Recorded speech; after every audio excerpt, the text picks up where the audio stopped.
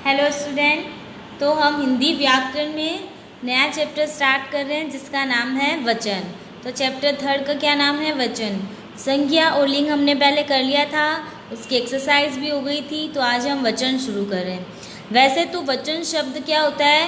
किसी के द्वारा कोई बात कही जाती है, कोई कथन कहा जाता है, उसे वचन कहते हैं। और दूसरा, अगर किसी को हम भरोसा दिलाने के लिए अपनी बात दृढ़ता के साथ कहते हैं, वो वचन होता है कि मैं आपको वचन देता हूँ कि मैं ये काम करूँगा, वो वचन हो गया। या हम कहें जो भी बात कह रहे हैं कि उन्होंने ये वचन कहे, मतलब उन्होंने ये बात कही, वो वचन होता है। लेकिन अगर हम हिंदी व्याकरण की बात करें तो हिंदी व्याकरण में वचन का क्या अर्थ होता है? संख्या। क्या अर्थ होता है वचन का? संख्या होता है।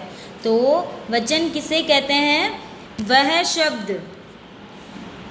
शब्द जिसके द्वारा किसी विकारी शब्द की संख्या का बोध होता है उसे वचन कहते हैं। तो ऐसे शब्द जो विकारी शब्द की संख्या का बोध करवाते हैं, विकारी शब्द की संख्या का बोध करवाने वाले शब्द क्या कहलाते हैं? वचन कहलाते हैं। अब हम बात करें वचन के प्रकारों की, उनके टाइप्स की, उनके काइंड्स की। तो वचन के कितने प्रकार होते हैं? वचन के 2 प्रकार होते हैं, एक वचन और बहुवचन। एक वचन क्या होता है? विकारी पद के जिस रूप से किसी एक संख्या का बोध होता है, तो जिसमें किसी एक संख्या का बोध होता है वो किस में आता है? एक वचन में आता है। जैसे भरत, लड़का, मेरा, काला, जाता है, एक्सेट्रा। तो ये सब क्या है? एक वचन है। ठीक है। फिर हम देखते हैं बहुवचन। तो विकारी पद के जिस रूप से किसी के एक से अधिक संख्या का बोध हो, किसी की एक से अधिक संख्या का बोध हो, उसे बहुवचन कहते हैं। तो बहुवचन क्या होता है? जो एक से अधिक संख्या का बोध करवाता है वो क्या कहलाता है? बहुवचन। उदाहरण देखो, जैसे गायें, लड़के, घोड़े, लड़कियां, ये सब क्या है? बहुवचन का उदाहरण है। कुछ चीज़ें ऐसी होती हैं जो क्या होती है, उनका प्रयोग वाक्य में कहीं भी हो वो हमेशा या तो एक वचन होती है या फिर हमेशा बहुवचन होती है। कुछ चीज़ें ऐसी होती है जो हमेशा एक वचन होती है, चाहे उनका उपयोग कहीं भी हो जाए।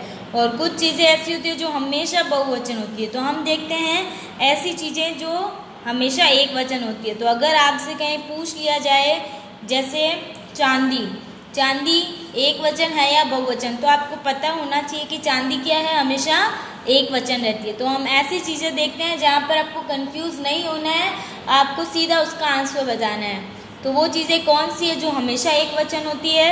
तो हम देखते हैं सदैव एक वचन कौन कौन सी होती है।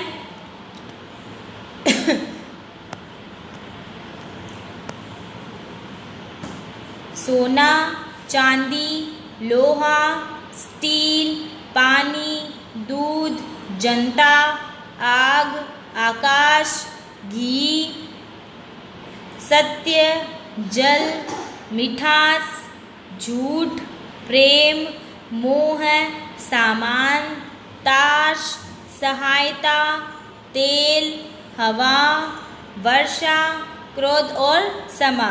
तो ये आपको ध्यान होना चाहिए, ये चीज़ें हमेशा क्या होती है?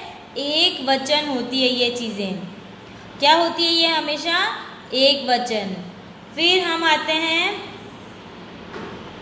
सेकंड में। फिर हम देखते हैं कि ऐसी कौन सी चीज़ें हैं जो हमेशा बहुवचन होगी।